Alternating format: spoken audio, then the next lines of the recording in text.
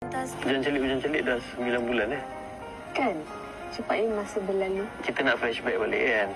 Dulu dah waktu kita mula-mula first kita sebagai rakan sekerja, kita shoot MV awak tu lah.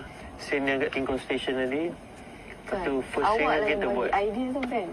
Ya. Yeah. Coklat awak buat sini, awak buat sini. Awak boleh jadi director lah. Betul. Memang dah jadi Aku kata awak direct. Oh betul juga. Cabaran dia waktu tu, awak punya muzik video Bila Nak Kahwin tu dah siap.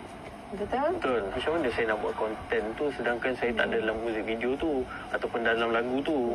Tiba-tiba awak buat konten dengan saya kan. Nanti memang sesuatu macam lagu tu bila dah lagu tu Bila Nak Kahwin tiba-tiba ajak Fatah Amin ke awak nak kahwin ni macam tu kan.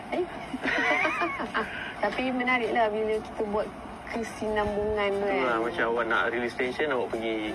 Lah awak ni power. Just to confirm, Notting Hill Bookshop, ya? Notting Hill. Ya, the famous bookstore, the Blue Door. Sekarang ni saya nak bawa satu tempat. Gimana? Nak pernah tengok movie Notting Hill tak? Pernah? Saya tahu awak nak cakap apa. Apa? Awak handsome macam hero dia. Saya tak cakap tapi awak dah cakap terima kasih. Salah. Awak lagi handsome daripada hero dia.